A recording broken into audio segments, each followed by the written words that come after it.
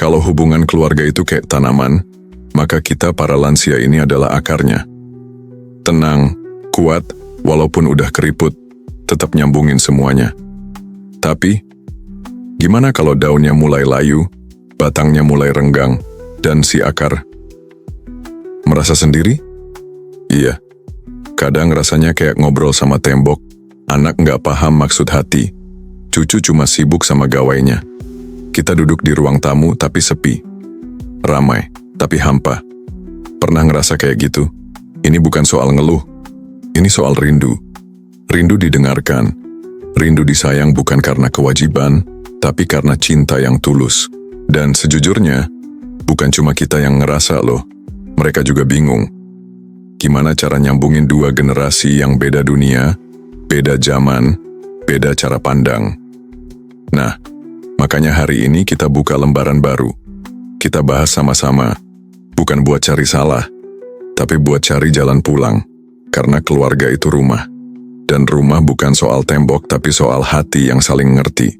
Orang tua zaman dulu bilang, air susu dibalas air tuba. Tapi kita bukan cari balasan, kita cari kedamaian.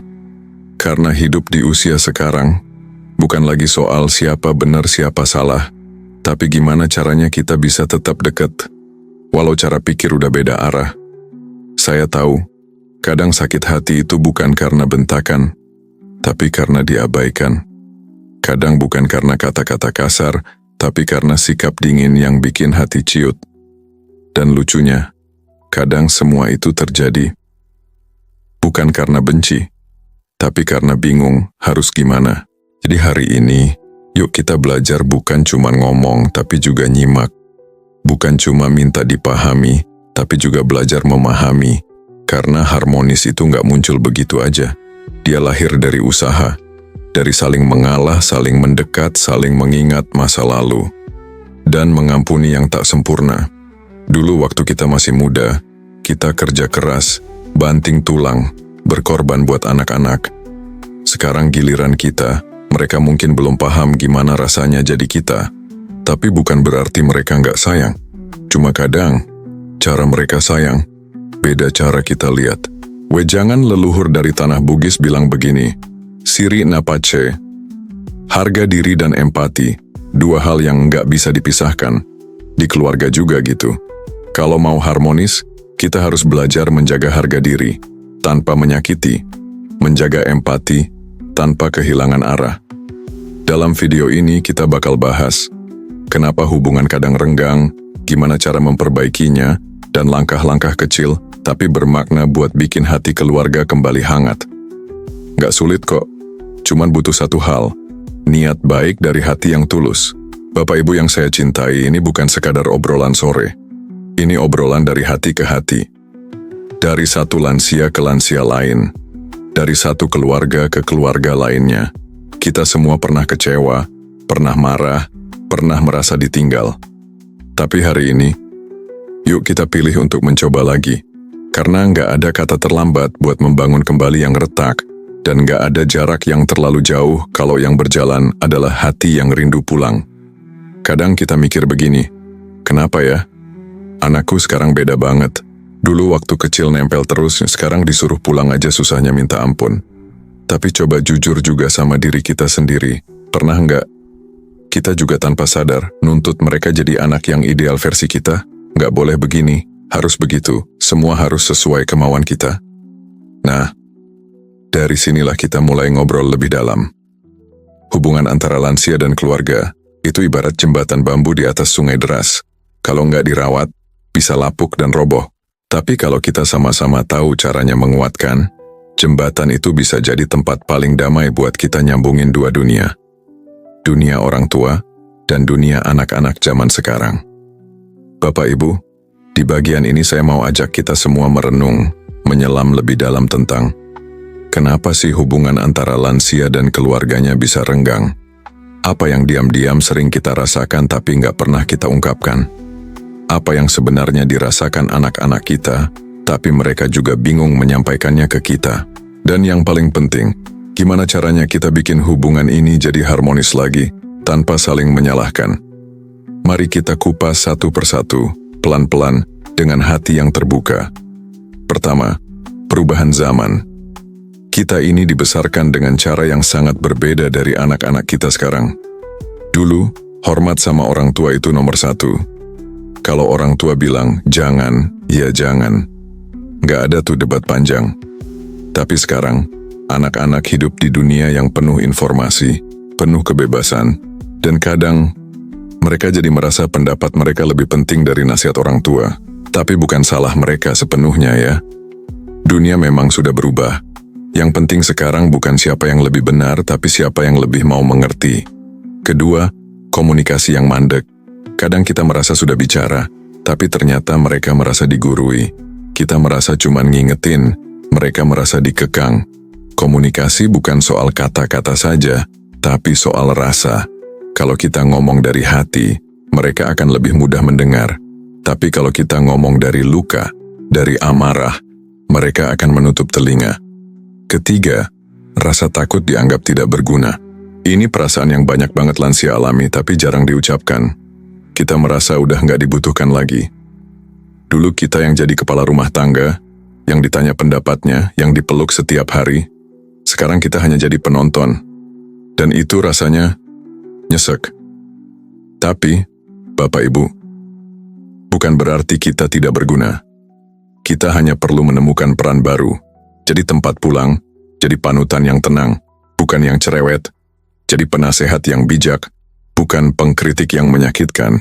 Keempat, ekspektasi yang terlalu tinggi. Kita pernah berharap anak akan merawat kita seperti kita dulu merawat mereka. Tapi kenyataannya, mereka juga sedang jungkir balik membangun hidupnya sendiri. Kita merasa mereka berubah, tapi bagi mereka, kita juga kadang keras kepala. Padahal dua-duanya punya alasan masing-masing. Kelima, ketidaktahuan soal kebutuhan emosional lansia. Banyak anak yang sayang, tapi nggak tahu caranya menunjukkan. Kita butuh pelukan, obrolan ringan, sapaan hangat, tapi mereka sibuk dengan dunia digital, urusan kerja, anak-anak mereka sendiri. Disinilah pentingnya edukasi emosional dalam keluarga. Keenam, pengaruh media sosial dan gaya hidup cepat. Coba deh perhatikan, dulu orang makan bareng sambil ngobrol. Sekarang, makan bareng pun masing-masing sibuk lihat layar. Gaya hidup cepat membuat banyak keluarga lupa bahwa yang paling penting bukan kecepatan hidup, tapi kedekatan hati. Ketujuh, belum sembuhnya luka batin masa lalu. Ada banyak keluarga yang hubungannya tegang karena belum saling memaafkan. Dulu mungkin anak merasa ditekan atau orang tua merasa tidak dihargai. Luka-luka itu mengendap dan mewarnai hubungan saat ini. Tapi luka lama bisa sembuh, asal ada keberanian untuk membuka hati kembali. Kedelapan, kurangnya ruang aman untuk curhat. Kita seringkali merasa sendirian. Mau cerita, takut dianggap lemah. Mau jujur, takut dibilang drama. Padahal, ruang curhat itu penting. Ruang di mana kita bisa jadi diri sendiri, tanpa dihakimi. Dan kita bisa mulai menciptakan ruang itu di dalam keluarga kita sendiri. Bapak Ibu, filosofi Jawa kuno mengatakan, ajining diri sakalathi, ajining raga sakabusana, artinya harga diri seseorang tergantung pada lisannya dan penampilan tergantung pada pakaiannya. Tapi di usia kita sekarang harga diri bukan lagi soal tampilan luar, tapi soal seberapa dalam hati kita bisa mencintai tanpa syarat dan menerima tanpa syarat. Ilmu modern pun membenarkan. Riset psikologi keluarga menyebutkan bahwa lansia yang memiliki hubungan harmonis dengan keluarga memiliki risiko lebih rendah terkena demensia, depresi, dan penyakit kronis. Otak jadi lebih sehat, jantung lebih kuat, dan hidup terasa lebih bahagia. Ini bukan omong kosong, ini fakta. Dan tahu nggak? Dalam budaya Bali, ada satu konsep yang disebut Trihita Karana, 3 sumber kebahagiaan hidup. Satu di antaranya adalah hubungan yang selaras antara manusia dengan manusia lain. Keluarga adalah pusat dari itu semua. Jadi, di video ini, kita akan belajar pelan-pelan gimana cara membuka komunikasi yang hangat, gimana mengelola ekspektasi yang sehat, gimana menyembuhkan luka lama tanpa harus menyesal terus-menerus, dan gimana menjadikan hubungan kita dengan anak cucu bukan sebagai beban, tapi sebagai berkah. Bapak Ibu, saya tahu ini tidak mudah, tapi saya juga tahu bahwa kita semua masih punya cinta yang besar. Kita masih punya semangat untuk memperbaiki. Dan selama hati ini belum berhenti berdetak, maka selalu ada kesempatan untuk memperbaiki semuanya. Bapak Ibu yang saya hormati, hidup ini ibarat taman. Kalau kita mau bunga-bunga tumbuh indah, ya harus rajin disiram, dijaga dari rumput liar, dan dinikmati meskipun kadang ada duri yang nyelekit. Begitu juga hubungan antara kita dan keluarga. Nggak cukup cuman berharap, harus ada usaha, harus ada niat baik yang diolah jadi langkah nyata. Nah, sekarang mari kita masuk ke bagian yang paling praktis. Langkah-langkah atau prinsip membangun hubungan harmonis antara lansia dan keluarga. Saya akan sampaikan seperti sedang ngobrol dengan sahabat sendiri ya. Nggak perlu ribet, semua bisa dilakukan mulai hari ini juga. Langkah pertama, hadir. Beneran hadir. Bukan cuma badan, tapi juga hati. Kadang anak udah pulang, cucu lagi main di ruang tamu, tapi kita malah sibuk ngeluh, nonton TV, atau asik sendiri. Padahal, ini saatnya kita hadir. Hadir artinya menyambut kehadiran mereka dengan gembira, bukan curiga. Duduk bareng tanpa nanya kapan nikah, kapan punya anak, kapan pulang lagi. Tapi tanya, gimana kabarmu hari ini? Capek ya kerja? Jangan cuma ngomongin masalah, coba dengerin mereka. Sekali-sekali minta cerita tentang dunia mereka. Dunia yang mungkin kita nggak ngerti, tapi bisa bikin mereka merasa dihargai. Hadir juga artinya, jangan terlalu sibuk menata rumah sampai lupa menata hati. Rumah boleh sederhana, tapi kalau hati kita lapang, suasananya bisa kayak surga kecil. Langkah kedua, beri ruang, bukan tekanan. Anak itu bukan robot. Mereka bukan mesin pemenuh harapan. Kadang mereka juga salah, juga capek, juga bingung. Tapi sayangnya, kita kadang lupa, kita juga dulu pernah muda dan susah. Jadi beri ruang. Jangan paksa mereka selalu datang sesuai jadwal. Jangan paksa mereka jadi anak ideal. Tapi yakinkan mereka bahwa kapanpun mereka pulang, kita ada. Bukan untuk menuntut, tapi untuk menyambut. Dan kalau mereka datang dengan cerita sedih, jangan langsung menasihati. Kadang yang mereka butuh cuma didengar, dipeluk, dan ditemani. Diam itu bukan berarti nggak peduli.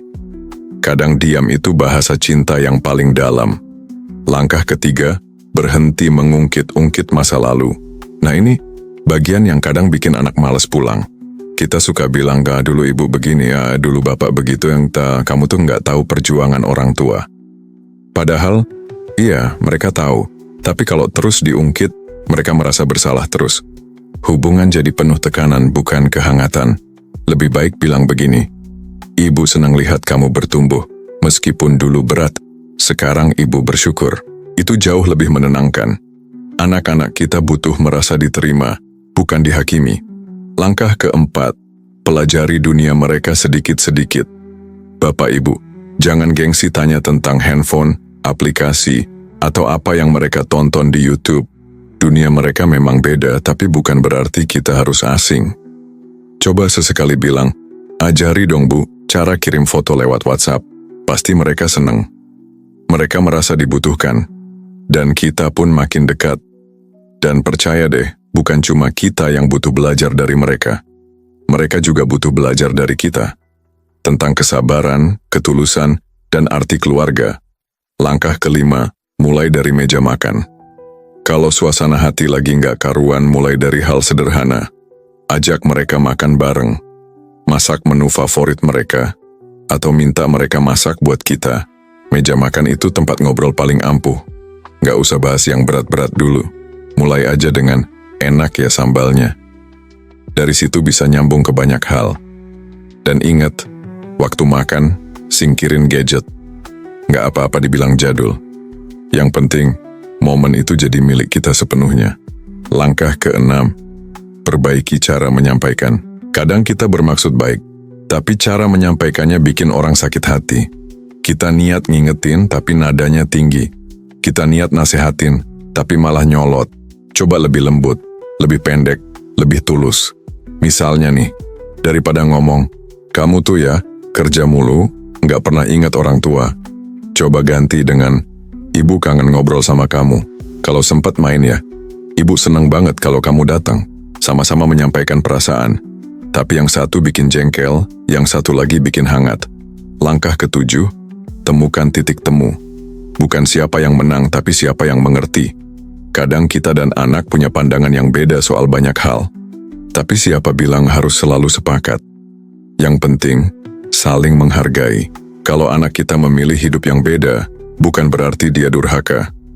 Kadang mereka cuma sedang belajar jadi diri sendiri. Kita doakan, kita arahkan pelan-pelan. Bukan paksa mereka kembali ke jalan yang kita anggap benar. Dan kita pun jangan keras kepala. Kita juga perlu belajar melepaskan.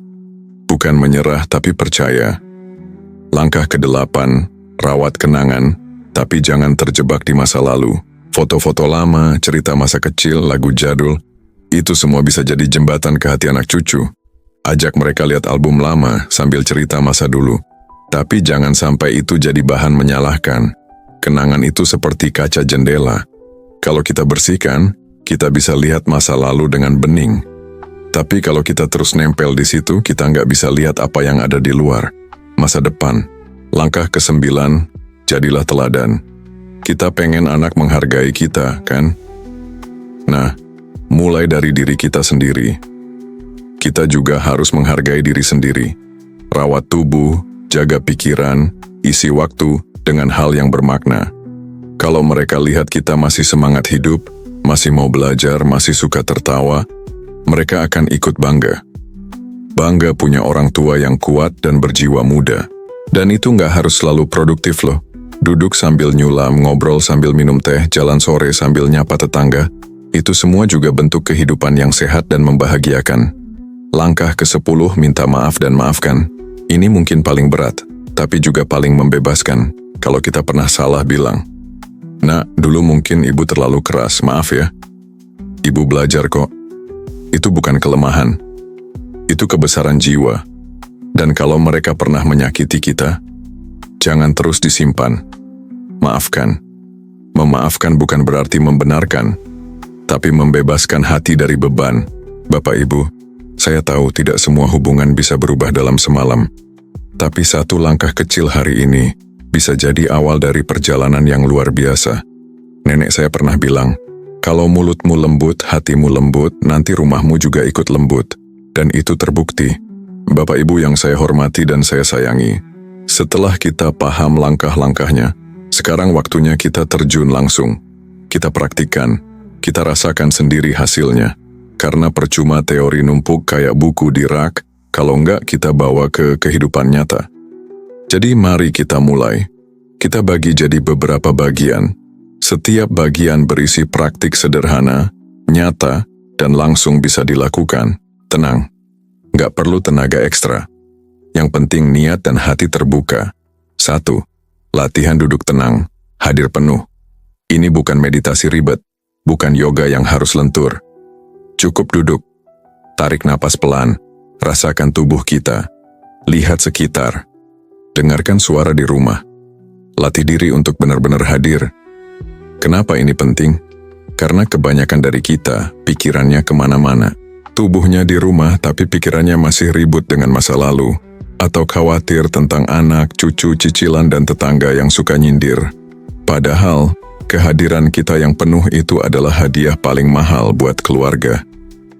Bayangkan, ketika cucu kita cerita, lalu kita menatap matanya dan bilang, "Wah, hebat juga kamu ya." Itu efeknya bisa kayak pelukan hangat yang nggak kelihatan. 2. Latihan mendengarkan tanpa memotong. Coba hari ini, dengarkan anak atau cucu bicara, dan jangan potong. Jangan langsung kasih nasihat. Dengerin aja sampai selesai. Kalau mereka cerita masalah, tahan mulut kita dari komentar. Makanya dulu ibu udah bilang, ganti dengan, "Wah, pasti berat ya kamu ngerasain itu." Hanya dengan itu saja, mereka akan merasa dimengerti. Bapak Ibu, kita semua butuh tempat untuk didengar. Dan mendengarkan adalah salah satu bentuk cinta paling tulus. Karena saat kita mendengarkan, kita sedang berkata, "Aku peduli." 3. Buat jadwal hari bicara dari hati ke hati. Nggak perlu tiap hari. Tapi coba 1 minggu sekali, buat waktu khusus untuk ngobrol. Nggak harus panjang, 15 menit aja cukup. Ambil waktu saat semua anggota keluarga santai. Bisa pagi sebelum aktivitas atau malam sebelum tidur. Duduk bareng, tanpa gadget, tanpa TV. Mulai dengan kalimat sederhana. Ada yang ibu ingin tahu hari ini. Apa yang bikin kamu senang minggu ini? Atau, apa yang bikin kamu capek minggu ini? Pelan-pelan, ruang hati akan terbuka. Anak akan belajar jujur. Cucu akan merasa nyaman. Dan kita pun merasa dihargai, karena jadi tempat mereka bersandar. 4. Kirim pesan kebaikan setiap pagi. Kalau Bapak Ibu sudah bisa pakai WhatsApp, coba mulai kebiasaan ini. Kirim pesan pendek ke anak-anak. Misalnya, selamat pagi nak, jaga kesehatan ya, ibu kirim peluk dari jauh. Atau yang agak lucu, kalau kamu lupa sarapan perutmu bisa demo loh, jangan bikin dia demo kayak rakyat. Pesan-pesan kayak gitu mungkin dianggap sepele. Tapi buat yang nerima, itu bisa jadi semangat buat jalanin harinya. Dan buat kita, itu adalah cara menyebar cinta tanpa harus banyak tenaga. 5. Buat papan kenangan keluarga. Ambil papan biasa, tempelkan foto-foto keluarga, tulisan tangan cucu, surat cinta dari anak waktu kecil, atau gambar-gambar yang bikin senyum. Taruh di tempat yang sering dilewati, misalnya di ruang makan atau dekat pintu masuk. Setiap kali kita lewat, kita bisa bilang, ini semua kenangan cinta. Biar rumah kita nggak lupa, kita ini keluarga yang saling sayang. Kalau anak dan cucu lihat itu, mereka juga akan lebih sadar bahwa rumah ini bukan sekadar bangunan, tapi tempat pulang yang hangat. 6. Masak resep warisan keluarga bareng anak atau cucu. Ini kegiatan sederhana, tapi maknanya dalam. Ajak cucu bantu bikin kue kesukaan mereka sambil cerita, ini resep dari buyutmu loh. Saat tangan sibuk ngadon, hati jadi lebih ringan. Cerita mengalir, tawa muncul. Dan yang lebih penting, mereka merasa punya bagian dalam sejarah keluarga. Dan buat kita, ini momen emas. Karena siapa tahu, suatu saat nanti, mereka akan bilang ke anaknya, dulu nenek yang ngajarin aku bikin ini. 7. Latihan menulis surat. Coba tulis surat untuk anak atau cucu. Bukan karena ada masalah, tapi karena kita ingin mereka tahu isi hati kita. Nggak harus panjang, tulis dengan jujur. Misalnya, Bapak bangga kamu tumbuh jadi orang baik. Walau kita kadang beda pendapat, tapi kamu tetap anakku yang kusayang. Surat ini bisa mereka simpan. Dan percaya suatu saat ketika mereka merasa jatuh, surat itu akan jadi pelukan yang menguatkan. Dan kalau Bapak Ibu kurang suka menulis, bisa juga rekam suara. Kirim lewat WhatsApp. Suara kita, kata-kata kita, itu nggak akan terganti. 8. Praktekkan doa bersama sebagai rutinitas. Sebelum tidur, ajak anak atau cucu untuk doa bareng. Meskipun lewat telepon, doanya bisa sederhana. Yang penting, tulus. Misalnya, ya Tuhan lindungi anak-anakku, beri mereka kekuatan untuk menghadapi dunia, dan beri aku hati yang tenang untuk selalu mendoakan mereka. Kebiasaan ini akan membangun jembatan spiritual.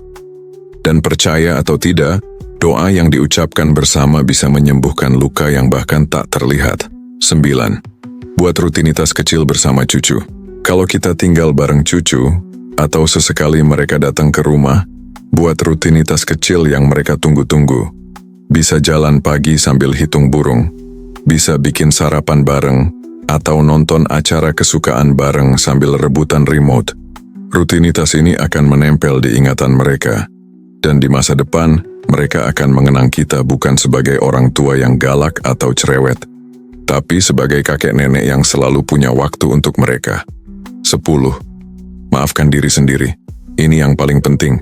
Kadang kita keras sama diri sendiri. Nyesel karena dulu pernah marah, pernah kasar, pernah terlalu menuntut. Tapi Bapak Ibu, semua orang pernah salah. Yang penting kita berubah. Jangan terus dihantui penyesalan. Katakan pada diri sendiri, aku sudah berusaha, aku belajar, dan aku ingin jadi lebih baik mulai sekarang. Kalau kita bisa memaafkan diri sendiri, kita akan lebih ringan memberi maaf pada orang lain. Dan itu adalah kunci hubungan yang harmonis. Bapak Ibu, semua praktik ini bukan teori kosong. Ini adalah hasil dari banyak pengalaman, dari kisah-kisah nyata, para orang tua yang berjuang menjaga cinta di tengah zaman yang makin cepat dan asing. Hubungan harmonis itu bukan hadiah, tapi hasil dari kerja keras, kelembutan, dan kesediaan untuk hadir sepenuh hati. Dan percayalah, setiap pelukan kecil, setiap senyum yang kita beri, setiap enggak apa-apa yang kita ucapkan, itu adalah investasi besar dalam hati anak-anak dan cucu kita. Kita nggak pernah terlalu tua untuk berubah. Nggak pernah terlambat untuk jadi versi terbaik dari diri kita. Sebagai orang tua, sebagai kakek nenek, sebagai keluarga, bapak ibu yang baik hatinya. Sekarang saatnya kita menarik napas dalam-dalam dan duduk sejenak. Mari kita renungkan bersama. Sudah banyak yang kita bicarakan tadi, mulai dari cerita lucu yang ternyata penuh makna, sampai langkah-langkah kecil tapi berdampak besar. Kita nggak bicara soal teori tinggi atau nasihat yang susah dipraktikkan. Kita bicara tentang hal-hal sederhana yang bisa dilakukan oleh siapa saja, termasuk kita, di usia sekarang ini. Karena, jujur saja, semakin usia bertambah, dunia terasa makin ribet. Anak makin sibuk, cucu makin cuek, rumah makin sepi, dan hati kadang jadi mudah sensi. Tapi bukan berarti kita harus mundur dan diam saja. Kita masih bisa jadi cahaya di rumah kita, masih bisa jadi jembatan antara generasi, masih bisa jadi pelukan yang mereka rindukan saat dunia di luar sana terasa keras. Hubungan harmonis antara lansia dan keluarga bukan soal siapa yang paling benar, tapi siapa yang paling mau mengerti. Bukan tentang siapa yang berkuasa, tapi siapa yang bisa jadi tempat pulang. Dan kita semua, para orang tua ini, adalah rumah, adalah tempat pulang, adalah sumber dari segala kehangatan yang mereka nanti. Jangan menunggu dimengerti dulu baru mau mengerti. Jangan menunggu dihormati dulu baru mau menghargai. Karena saat kita mau mengambil langkah pertama, walau cuma setapak, keluarga kita akan belajar untuk mendekat lagi. Bapak Ibu, saya tahu, kadang rasanya capek, rasanya nggak adil. Kita udah tua, kok ya malah disuruh ngalah terus. Tapi saya percaya justru karena kita sudah melewati banyak, kita bisa jadi yang paling bijak.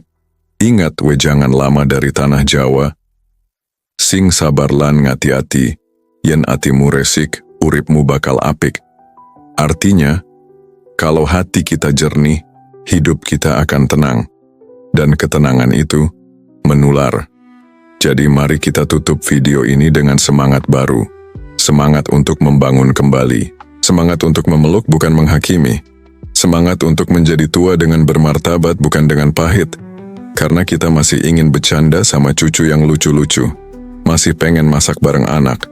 Masih ingin ada yang bilang, "Ibu, terima kasih ya, karena sudah selalu ada." Jangan biarkan usia membatasi kasih sayang. Jangan biarkan jarak membuat kita dingin. Karena cinta itu seperti teh hangat. Walau disimpan lama, tetap bisa menghangatkan hati asal niatnya tulus. Kalau Bapak Ibu merasa video ini berguna, boleh dong bantu kami menyebarkan semangat ini. Klik tombol suka, bagikan ke saudara, ke teman, ke anak, atau cucu. Dan jangan lupa subscribe channel Yayasan Darbe Berbagi Nusantara, karena di sini kita bukan cuma berbagi ilmu, tapi juga berbagi hati. Sampai ketemu di video berikutnya. Peluk hangat dari saya untuk Bapak dan Ibu yang luar biasa. Terima kasih sudah mendengarkan. Tetap sehat, tetap semangat, dan tetap dicintai.